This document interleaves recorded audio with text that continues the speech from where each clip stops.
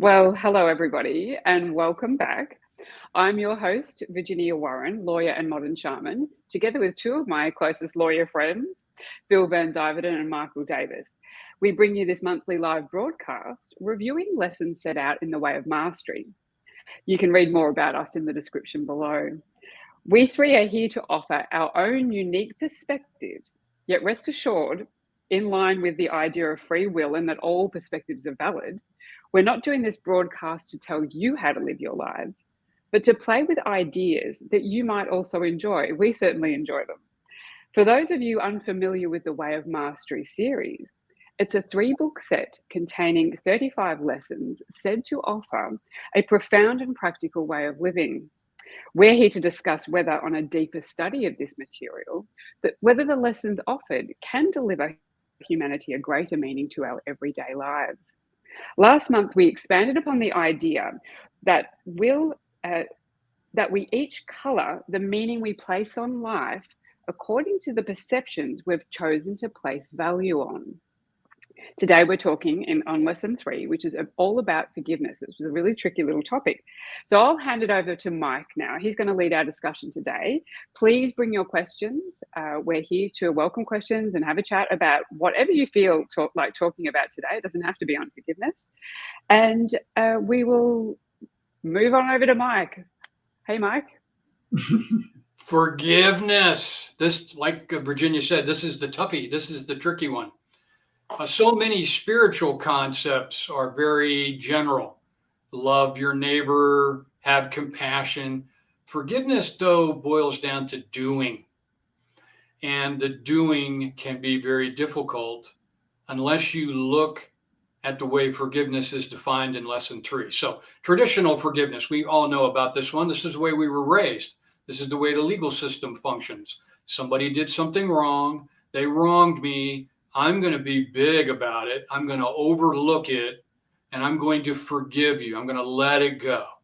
And usually I'm going to let it go with some conditions, right? And you had better do this, and you had better not do that. And so that's traditional forgiveness, which starts with a perceived wrong, judges that wrong, but then feels magnanimous enough to overlook it, let it go, whatever is right in the situation. But lesson 3 has a very similar to A Course in Miracles definition, has a very different way of looking at forgiveness. And forgiveness here is recognizing that there has been no wrong done. It's recognizing that you're not really forgiving the other of what they did because your projection was placed on them and your judgment was placed on them.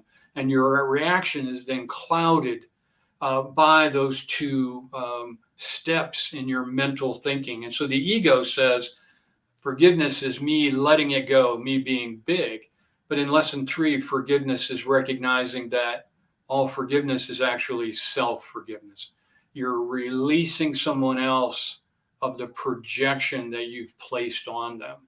Now, of course, implicit in that definition of forgiveness is oneness. Right? And that's the only way forgiveness can work in this situation. It's the notion that we really truly are one. And so forgiving you is in reality forgiving myself and indeed healing myself. The act of forgiveness is not only an action, but it has tremendous benefit back to each of us. So it isn't recognition of judgment. It's recognition that there can be no judgment. That forgiveness is recognizing reality. And that reality also flows out of these teachings, Mastery and Course in Miracles, and that is the notion of the illusion, that this is a mental construct, that the world around us is a projection. It's not real. And it, as Virginia mentioned in the warm-up, it flows, this construct of reality flows from the meaning that we give it. That we meet the meaning that we give the individual parts of it. So if you take illusion and you take oneness, then forgiveness begins to become achievable. If you stick with the notion that 3D reality is true, accurate, that people do bad things, that they're outside of you, that you're not connected, that they've done things that harm you and that need to be accountable for, then forgiveness isn't going to work. And that's why forgiveness in the legal system, and lesson 3 talks about the legal system. You rarely see the legal system discussed in spiritual treatises. And that's why the legal system is almost disdainful of forgiveness. Like, what? Remember, I can't remember his name. I think it was Dylan, but the fellow in South Carolina who went into a church and murdered many, many people who were praying. And those people at his arraignment showed up and told the judge that they forgave him. This is probably 6 or 7 years ago. This was a huge moment. I watched this with fascination because here were people practicing forgiveness. Their families of these people who were murdered during prayer. And he came in, by the way, and joined them in prayer for a little while. And he was white and they were all black. So you get that thrown in. And they all showed up in court and practiced their faith and forgave him and extended love to him. And, you know, the national press saw that as silliness, right? This is a bad person. He's done something bad. He needs to be punished. And of course, that whole notion, that traditional way of thinking is thrown out in lesson 3. Forgiveness is the recognition that you're forgiving yourself, that what you believe happened to you is really a projection. It's really a function of the ego judging another. And so forgiveness follows along with non-judgment, follows along with love your neighbor, it follows along with compassion, all those concepts. And so with that, Virginia, we'll see what you have to say about forgiveness. Yeah, I love what you just said, because I had a very hard time with this chapter, and I had to meditate on it, because for me, when you say, or when the chapter talked about forgiveness and judgment, forgiveness being the opposite of judgment, there were a whole lot of words have a great big energy for me. And so forgiveness in our communities, I believe, has been the case of something wrong has happened.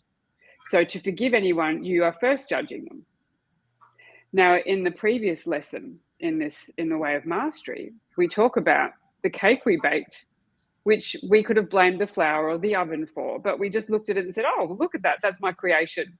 Look what I did. I'll go off and do something else now.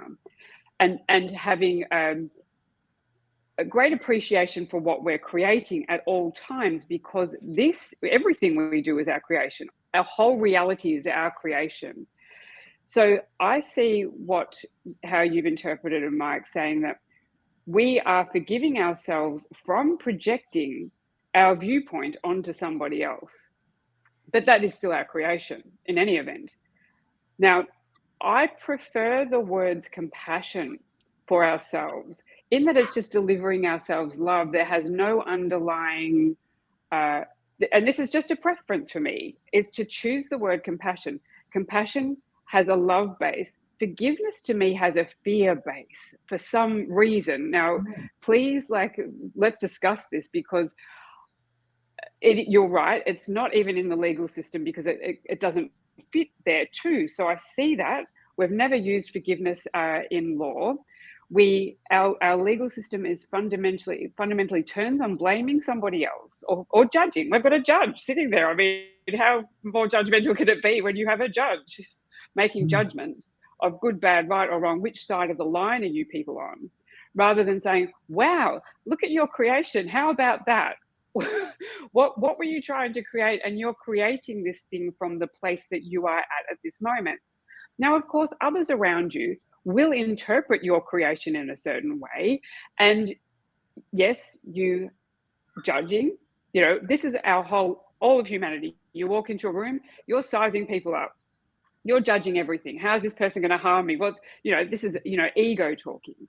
Into a party, like, am I wearing the right clothes? Do I fit in here? This is like survival. You're making judgments constantly.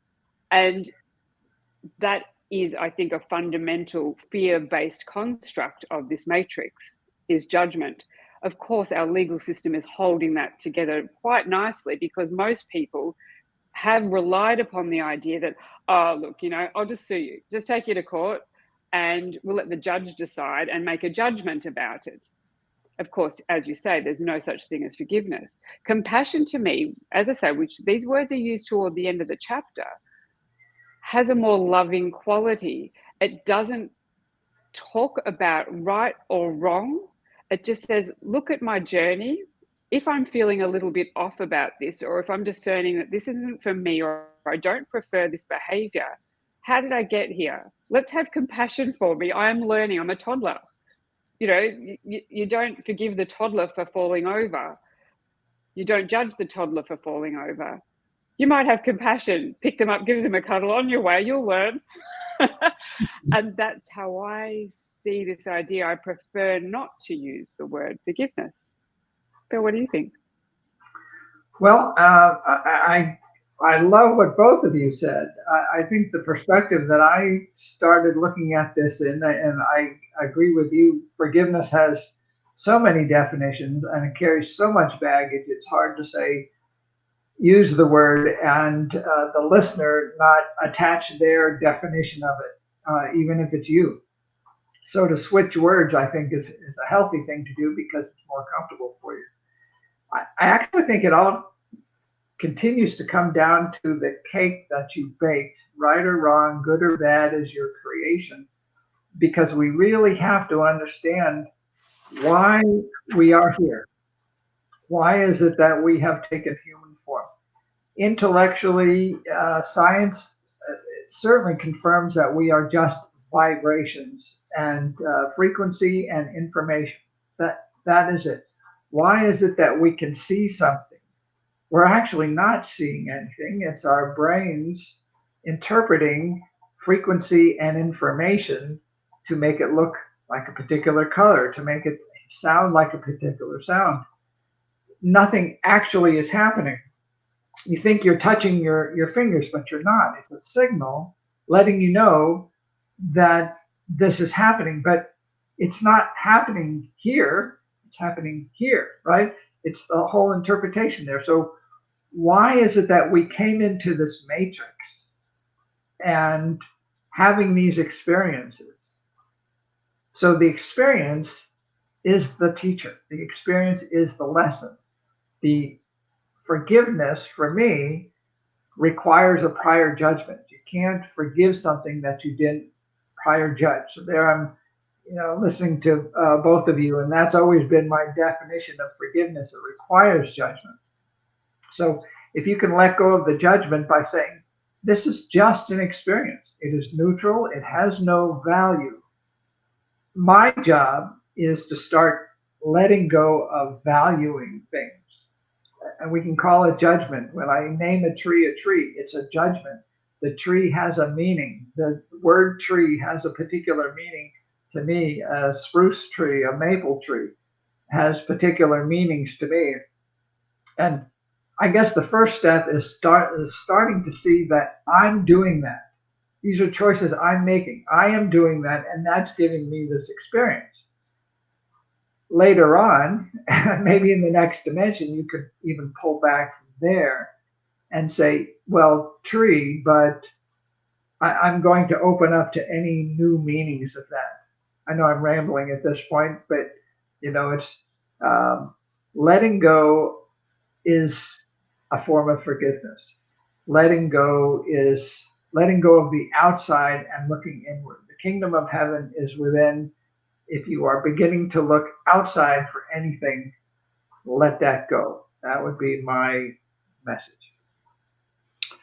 Well, I look at. Oops, sorry, go ahead, Virginia. Yes.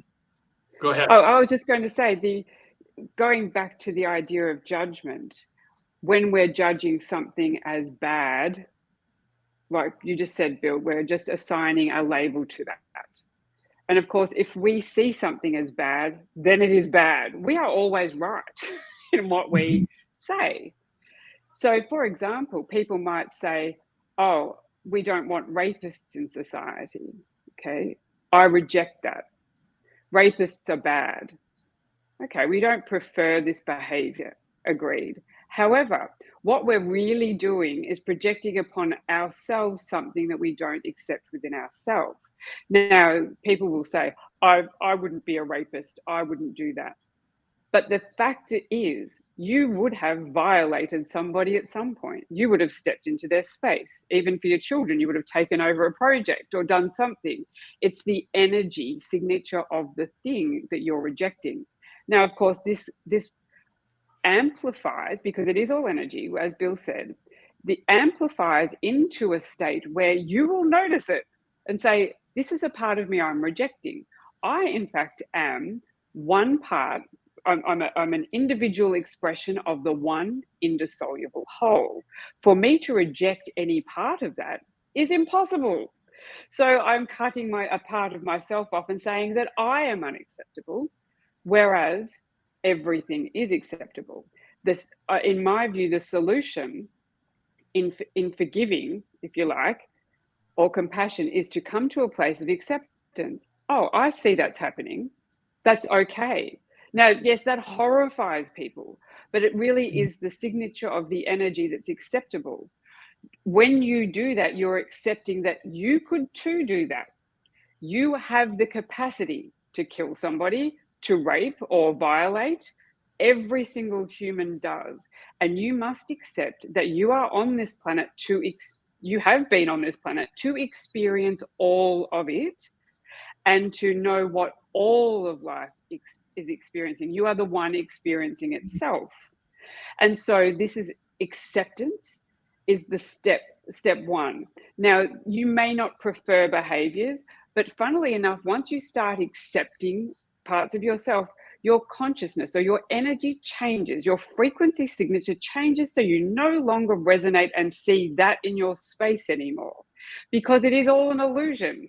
As Bill just said, everything is an illusion. You get what you need. If you're rejecting something, it will show up for you to accept. And that's the way I see it. So we have compassion, particularly for the other, to disconnect from the negative energy that we have for the other. We firstly have compassion. Oh, they got there because of their perceptions, beliefs, etc. It has nothing to do with me, except that I can accept them as I am you and you are me. And when you do that, you're accepting yourself back into wholeness and peace. Then you can have peace, compassion, love, and your frequency raises to raise the frequency for the rest of us too, because we are all connected. You know, you hear people often say, particularly right now when we're in the midst of this Ukraine war, that if women were in charge, there would be much less war. I think, Virginia, you just proved that with those comments. We need to put you in a position of power. But let's look at a couple of quotes. We're all in a position of power. Well, but I mean 3D power. Let's look at a couple of quotes here, and that may help us kind of refine at least where this lesson's coming from, because one of the ways this lesson describes forgiveness is allowing, and that's precisely what you just explained. But I love this quote. For to forgive means to choose to release another from the perceptions you have been projecting upon them. It is therefore an act of forgiving oneself of one's projections. It goes on to say the opposite of forgiveness is judgment, and judgment always creates separation and guilt. The final quote that really grabbed me by the neck in this lesson: nothing you experience has been caused by anything outside of you. Now, if you take those three together, right, we get oneness, we get projection, we get illusion, we get non-judgment. You know, it just kind of captures the whole theme here. But I suppose at the end of the day, what makes this so hard, I think what this chapter is really focused on is explaining what forgiveness isn't, right? Because we all come to these teachings typically, at least if they're the first time we're experiencing them, from the standpoint of traditional forgiveness, you know, judgment. Somebody did something wrong, I'm going to be big about it and let it go. So I think a lot of the language here that's troubling when you go through this lesson is because it's really trying to tell us that isn't forgiveness. forgiveness, right? I think that's why you don't like that word. Compassion probably is a much better way of explaining it. One of the things that reminded me in these lessons is the Hawaiian process called Ho'oponopono, which is to make right, to not only to set things right, but to make right. I mean, to make ho is to make, oponopono is right. So doubly right. And the process is an amazing one, and I think it speaks to this forgiveness. But the first step is to say, I'm sorry. Now, I'm sorry for what? But I'm sorry, please forgive me. Thank you. I love you. Now, who is the I talking, and who is the I talking to? And I think it's just the circular loop. I'm sorry that I did something, whether it's a projection, a statement, a word, an act, a deed. I'm sorry. I feel it deeply. Now, this is taking it within again. When you say I'm sorry, the vibration just hits you right here. I am so sorry, and you feel it deeply. Now, please forgive me. To me, it's almost your higher self asking or your lower self asking your higher self to release you from that bondage, from the guilt, as you mentioned, Michael. Guilt is here too. Guilt maybe in the third chakra, but when you come from the heart chakra and say, I'm so sorry, I am so very sorry, please forgive me. Thank you for the opportunity. This is a learning experience, good, bad, or indifferent. I have learned from this experience. And I love you being the final tagline of that. I love you, talking to yourself. Just such a powerful thing for anyone to look up. The other thing that I wanted to share was it reminded me of the top regrets of the dying. Many people have done these studies, and the top 5 regrets always wind up being the same. The top one always being the top, which is, I wish I had the courage to live a life true to myself, not the life others expected of me. To live the life of other is probably one of the deepest things we feel all the time. When we do something because of what we think other people think of us, or we do something because someone else told us, when it becomes other, again, that's something you feel very deeply. There's a judgment that gets attached to it. There's a guilt that comes attached with it. I wasn't true to myself.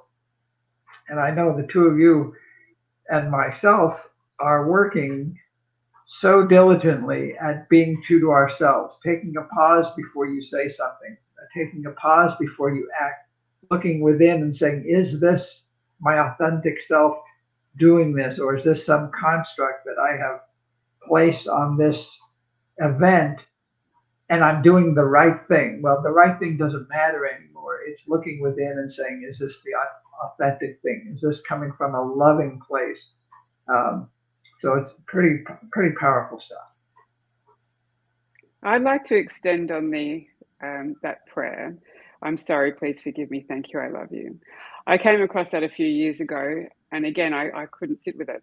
Thank you, I love you is all I could say, because I thank myself for every experience I've grown from. I'm not sorry for anything, and don't forgive me. And I have no qualms about that. I just feel that if I can always sit in the place of thanking myself and every single teacher that walks into my life, thank you, thank myself for perceiving it this way. I'm not sorry whether I did or I didn't. I don't forgive me. It's going back to the toddler. I feel that most of us on this planet are still toddlers. And I don't, this is what got the toddlers into the trouble in the beginning, is that the parents said, don't do that. That doesn't follow the tribe's rules. Okay, you can't cry, you can't do this. And the toddler's like unconsciously saying, I'm sorry, please forgive me. and then I will be loved.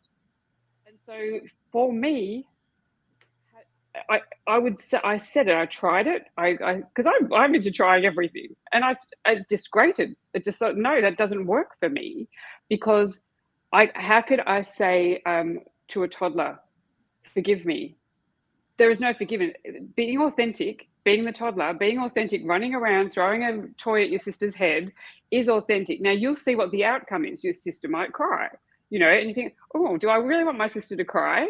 Or I probably won't do that again. But with a parent saying, don't do that, you are bad, that is wrong. We won't, but effectively saying we will not love you, because when you're that young, you can't rationalize. So you form unconscious beliefs, and that is what we are doing here on the planet. We develop our own special unconscious beliefs so that we can go through this life to find ourselves again, to have those experiences. They're so vital for us. That's vital for our growth. So yeah, I think it's interesting, and I'm glad I was able to have that conversation, because I've never said that publicly before.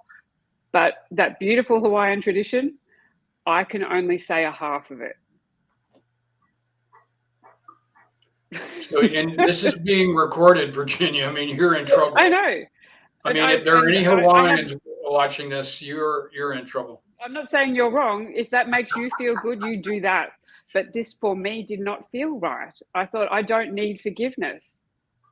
I am the one. The one is not wrong. The one is not wrong. We do something and we get an outcome. And we look at our creation, we say, oh, I don't prefer that. I'll go and do something else. Now, whoever judges me on that and says, oh, you should like the Hawaiian prayer, that's your work, not mine. I don't have to like anything.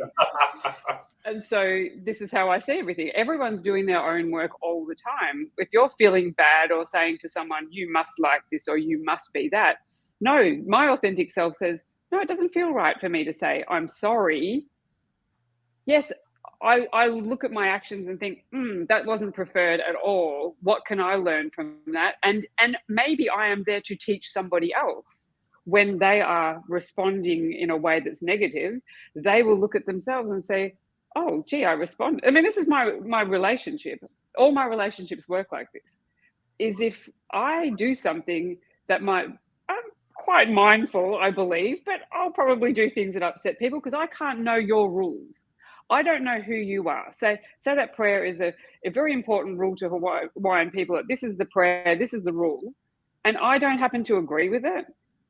Why do you want me to agree with it? And that's a society. It's just say, oh, I see that you like that. That's compassion. I see you like that. That's cool. You love that.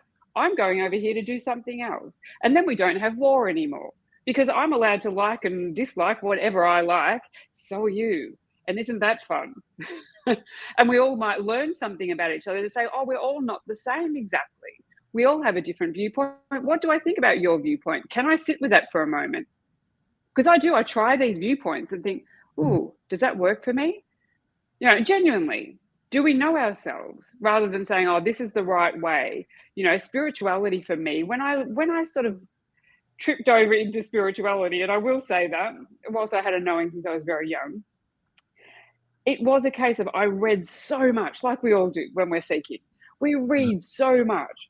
And then you get to a point and you think, yeah, that's a brilliant idea. But, you have to sit with your legs crossed, pointed at the sun, chanting on a blue moon or something or other for it to work, the ritual, And I thought, hang on, how come every different tradition has these different rituals? Isn't it all the same? We're looking for love. We're looking to reconnect to self. Do it however you like. But I mean, back on the topic of forgiveness, for me, it's still coming back to the same. Why am I forgiving myself? I am here for a good reason, and it could be to teach anyone a lesson or myself for my growth, all of the above. It's a very personal journey, I believe. All these journeys that we're on, every single one of us, if we can really appreciate how perfectly individual we are and really step into that place of personal perfection. It's just like that the cake that I baked that failed, well, that was a perfectly failed cake. Look at that. I bet no one else could make one that perfectly failed.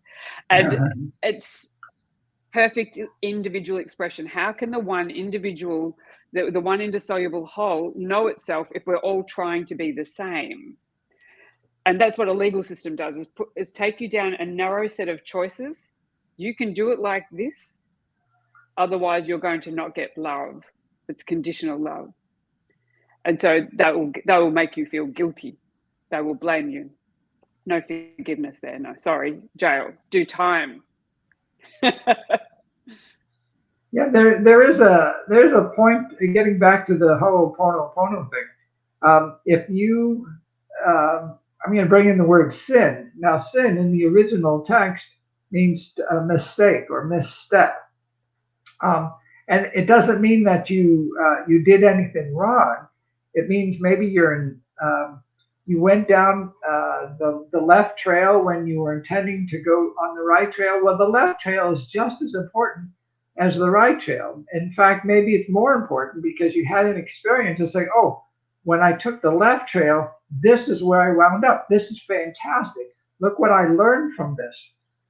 So my take on Ho'oponopono is you went down the left trail, and this is how it made you feel, or this is what you experienced because of that. And again, according to this third chapter here, and the whole way of mastery itself, you're not saying I did anything wrong.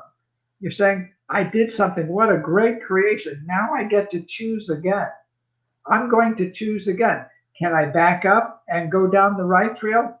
Well, it's mentioned in here, as other texts as well. Everything that you're feeling and experiencing is in the moment. You don't really have a past. Any past event, feeling, occurrence, event is all happening in your memory, in the present moment. So choose again right now for anything that you've done in the past. So I'm sorry could have been, I went down the left trail. It was fantastic. I learned from it. I'm going to choose again. Let me go back and do that. And there's another concept called eidetic imagery, where you actually go into a past event, see it for it happening in the present moment, and also be there as your future self, consoling or having a consultation with your prior self, saying, well, let's talk about this. What's going to happen when you go that way? How do you feel now? So I don't see it as having done something wrong. I see it as a concept of working through that which you did in the past, not blaming yourself, finding the experience thankful and grateful, and not sinning again, meaning this time around, I'm going to choose differently. Michael? Well, again, I think all this brings us back to where we started. Forgiveness is tricky. Forgiveness is hard, right? Because we're no longer dealing with concepts. Forgiveness now is requiring us to practice it, to apply it, to put it into a situation.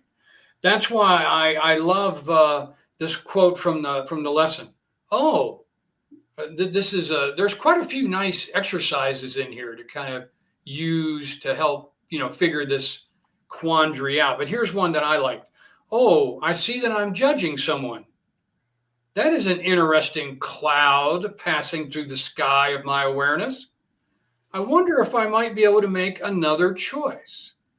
Virginia, I think that's exactly what you've been saying all along here. Yeah, it is beautiful. And Bill, you as well, just right? make another choice. Yeah. Make another choice. Go down the different path. And if we get hung up on the notion that forgiveness starts with judgment, which I think is the hang up that you have about the whole word, Virginia. If we start with that, then yes, this is not going to work. So I think that's why this whole lesson spends so much time trying to tell us what forgiveness isn't. Yeah. But could there be another spiritual concept that's more trumpeted and less practiced? I don't think so. I mean, because I think you're right. The Bible talks about this. Jesus says forgiveness everywhere. And essentially, there's nothing wrong with anything. this is my point. There is nothing wrong with anything ever. Let me get that very, very clear from my perspective. There is nothing wrong with anything. But for people to grasp the concept, and I think forgiveness is wonderful. If you're coming from the place like, oh, it gives me relief, I'm out of that situation, I've forgiven it, and I've effectively let it go, so that I'm disconnected from the negative energy of the other. In that, whatever that looks like for you, any relief is beautiful relief. I mean, we're all moving toward love. We do things because we think we'll feel better in the doing of it. And I think that that chapter gives a little exercise, which I like to do too. I say to people, let's start with feeling because particularly law and lawyers and society and everything, we're trying to, get this thing right. We're trying to live right. We're trying to do the right thing. Okay. So what does seriousness feel like in your body? Everyone, just feel for a moment. What does the word serious feel serious in your body? Serious is a good word. We're serious. We want to get this done. Now, feel what peace feels like. What does peace feel like in your body? They're polar opposites. One is based in love, one is based in fear. And they feel different. This is where I come from, is feel your way through this life. Feel what everything feels like in every moment. So if the word forgiveness to you feels like relief, then use that word. For me, there is another element to it, but that's just me. And so if I use the word compassion, it's like, or I look at someone and I feel, oh, good, you're just doing that. That's fine. And it really is your reaction to life, is how you feel about it. As Bill was talking about earlier, what you're thinking is irrelevant. We have such limited knowledge. It comes back to all the data is held within our energy field, in our bodies. We've got all that information stored there. So to come back to how you feel at all times, feeling peace with anything you're doing, and like, oh, look, I did that. And then you say, look at that creation. I think I'll make another choice. I'll just make another choice. That feels better. Not like, oh, I've got to fix that. No, it's broken. And look what I did and I'm guilty and all this stuff. Why? Just move on. Make another choice. Now, there might be things pop up with that, but that's your work and that's the fun part. But just tune into how it feels. Well, and that's the true law too. I mean, once lawyers really understand that the law isn't about a bunch of rules that everyone has to follow.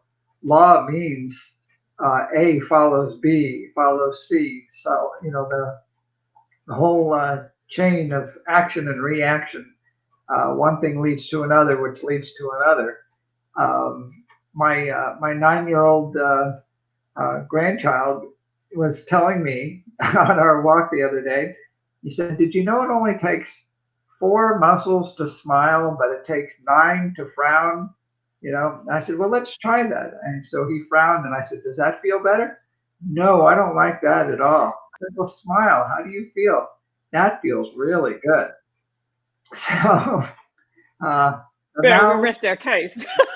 The words of a 9-year-old, exactly.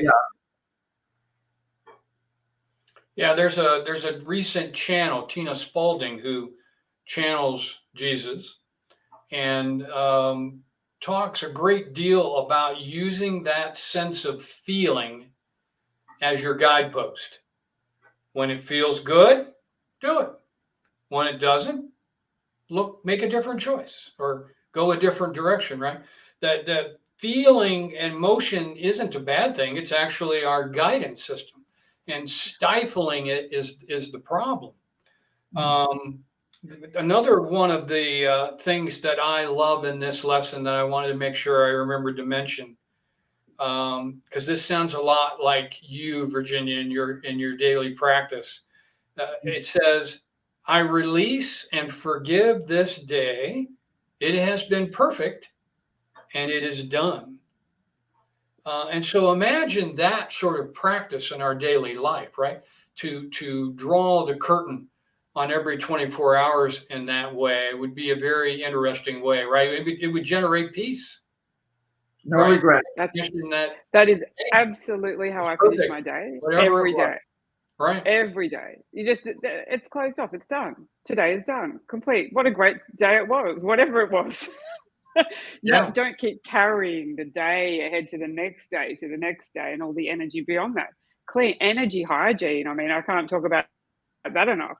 Just keep your energy clean, because then you can step forward into a fresh day with fresh energy. And then you're in a better place to be able to feel the negatives. You can feel it. As you were saying, Mike, it's just, my view is always, we are here to have the experience. And when you're tuned in, you can feel your way through life. If something feels a little bit off, it can either tell you one thing. You've got a rule in place. I call them rules. These rules, there's no rules. It's just like, I should do this or else that will happen. Rubbish. You've just reduced your choices, your choice points. The other thing is, you can move into a space that, I can feel I don't prefer that. That doesn't feel like the right direction. You know, if someone's giving you an opportunity, you might think, is that for me or not? Feel into it. You don't intellectualize it. Feel it. Does that feel good or not? That is the way. But society has cut themselves off from feeling. We know that. You were taught that as children. Don't feel anything. Do what you're told.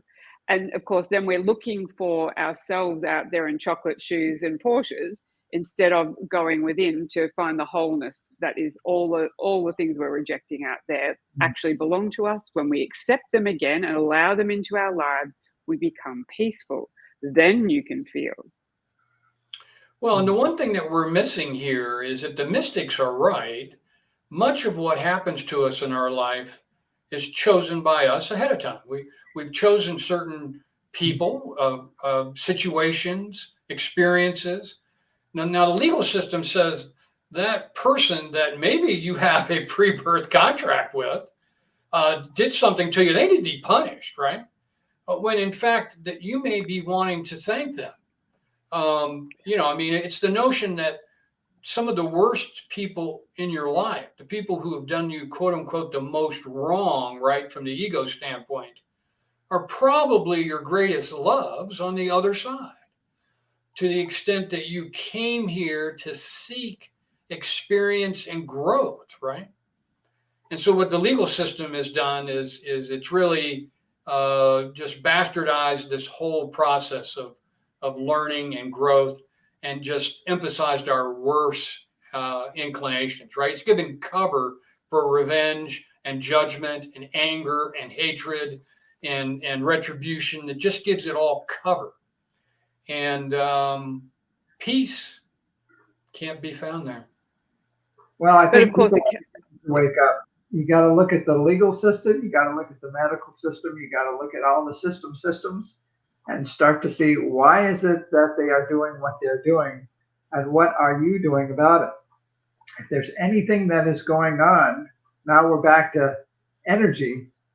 De-energize it. Turn the TV off. Turn the radio off. Don't talk about it. You want to feel peaceful. What does that mean to you? Are you listening to music? Are you by the waterside? Are you talking about the latest something? Maybe the latest something, you can feel the contraction. Now we're back to the seriousness. Your whole body contracts. It has an effect on your physical being, the contraction of energy. Back to the feeling. Do you feel contracted, or do you feel expansive? Do you feel good? Do you feel bad? That's your guidance happening all the time. Yeah, and I think that's where "thank you, I love you" comes in, because even if you find yourself within the medical system or within the legal system, look at it from a completely different standpoint. Say, why am I here? Let's be curious about this. What is this to teach me? Thank you. Thank all the players in your game for bringing you here, because you've obviously resonated with it somewhere. What am I here to learn about myself? This is a journey about you knowing who you are. So use everything in your life exists in every moment. This is what I just watched a show, Brian Banks, and I bought his book because I thought it was absolutely amazing story, particularly about anger for men. And he looked to God, and God, every time he prayed to God, his situation got a lot worse. And I'll let people look up the story, but effectively, it was coming back to where he was. Every moment he discovered you are always free, and he was looking for his life outside of prison. Like, oh, I've got to get back to that's my life out there. But actually, no, his life was in prison. This is your life right now, right in this moment. Stop looking for another life and thinking that should be my life that they're having. They're having my life over there. No, no, no, no. The minute you start living your own life, you move through the experience. You must have the experience you came to have, or it will keep coming up for you in little worse and worse or heavier and heavier scenarios. And that's what I found. I really discovered that. It's accepting this is my life. If I'm doing the dishes, that's my life. Right there, right then. Well, that's the notion that forgiveness is really self-forgiveness. And in that sense, it's healing, because you're really forgiving yourself for making the judgment or making the projection upon another, and then rejecting whatever gift, lesson, learning, opportunity that they're bringing you, right?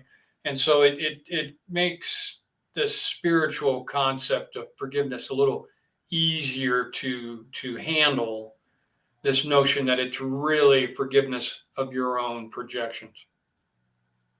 Well, thank you for giving me this opportunity. What else do you need to say? Yeah, exactly. If you see it like that, you're just growing all the time. You're moving forward. That's you can choose not to. It doesn't matter. None of it matters.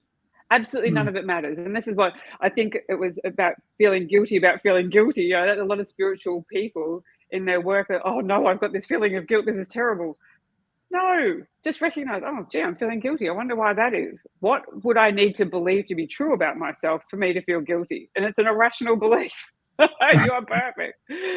So that's it. You know, just enjoy the ride. Really enjoy the ride. Step into every moment like it's golden. Every opportunity is there for you. As some beautiful spiritual teachers say, the universe has got your back. Like, have fun with it. But yeah, I like the thank you, I love you, because it's thanking everybody for coming into your life. Everyone's there for me. Maybe this is why we're here, to have these experiences, because when you go back into the oneness, the peace, the joy, you can't have these selfish experiences in a place of complete oneness, joy, and love. I mean, it's what we're seeking, but I think having these experiences strengthens that desire for complete love and joy. I mean, what else would we be having this experience for? Like you said, Virginia, what would I have to believe in order to be having this experience? I would have to believe that there's a reason for this experience, not that this was a mistake. So what could that possibly be, other than I couldn't have this experience otherwise, so I'm here having it. So I am in joy with it, whether it's making me feel an emotion, making me feel angry, making me feel whatever. You are in joy having that experience because you couldn't have it otherwise. You know, I came across this, dropped in one day, this idea, you know, we are the white light. We're photons. That's science. We know that, right? We're all light. So you put the light through a prism, you know, when I think it was Einstein did that, didn't he? Put through the prism, and it shone the rainbow of colors out the other side. So when your light has fragmented, you're all the colors. Now those colors to me represent, you know, say emotions. They're different frequencies. If you're saying one of those colors is no good, you're not the whole light. And that's what I say. You know, you are all frequencies. And the whole idea is to come in, disconnect yourself from some of the light, the love. The light is the love. Disconnect yourself and find it again. That's the joy. That's the fun. And until you experience that frequency, you know, you have to re-embody and say, oh yes, that's what it feels like. Even anger for women, it was a special one. This is grounding this idea is, oh, girls, be nice girls. Don't be angry. You know, that's not nice. Ladies aren't like that. But in fact, I was one of those people who said, oh, I'm not an angry person. That's terrible. It's terrible to be angry. Actually, anger is very good when it's matured. We cut ourselves off when we're about toddlers, and so we still run around with our toddler self. And so I had to understand anger is an absolutely beautiful emotion if I've matured it and I've owned it and said it's okay to be angry, because what does anger do? It tells me what I don't want. It gives me the idea of my preference, so then I can move forward. But this is a whole another conversation, but we are the one. And I don't see anything to forgive. I just see choices, outcomes, and compassion for those on their journey that are like, they're trying their best too. Everyone's trying to find their way home to love. And that would be me too. So I have compassion for me as well. Like, oh, what did you do that for? That was a bit weird. Okay. But you know, I think if we're grounded in this being reality, if this 3D existence is real, then forgiveness becomes almost impossible to practice. I mean, both of you are talking about the reality that really this is an energetic reality, a mental construct reality, a reality of projection, and we're all one, right? The holographic nature of the universe. And those are the kinds of concepts you have to latch onto in order to make this forgiveness thing work. It's just a recognition that this isn't it, that there's something else much deeper and much more interesting going on besides me thinking you've done me wrong and how I'm going to respond, right? That's that three-dimensional understanding of life that the law has locked into place and are tried to lock into place in every culture on the planet. Well, it's changing. You have to remember that the law and the courts came in with the Piscean age 2,000 years ago. Aries before that was, out and out killing because I'm right, you're wrong. So the age of Aquarius is saying, here we are. Even though Aquarius is an air sign, she is holding a bowl of water, and we are that water. We are each individual drops of that water, but we are the whole of that water. So with this new influence, we are raising our vibrations, and part of doing that is realizing our oneness and living it, not just knowing it intellectually. So, this idea of forgiveness, I think everything that's been said here is absolutely right on. It all melds together in harmony, because that's really what we're after. When you're in harmony, everything seems to feel fantastic. Any disharmony is a lesson to say, oh, when I did that perfect thing, this is the result that I got. So I'm going to choose again. I think it all works. Yeah, and I think our feeling guidance is. Sorry, Mike? I say I love that Aquarius analogy that we are the water. I love that. That is so true. Water has got all the information in it. When I drink the water has all the information. It's been around forever. It doesn't go anywhere. Anyway, that's another story. But I absolutely love that too. Well, I think we'll forgive ourselves and move on from this one. It was an amazing conversation, because forgiveness, I believe, is a beautiful. It's part of the game and figuring out the game. Now, next month, we are up to lesson 4, and lesson 4 is following the thread of desire. So that should be a fun one. I look forward to that. Yeah. So thank you both. Thank all our listeners. Again, if you've got any questions, please just drop them in the comments below. We'll be looking at them during the month, and you can join us next month if you so choose. So have a beautiful day, and we will see you then. Thank you. Bye. Good night, everybody. Goodbye.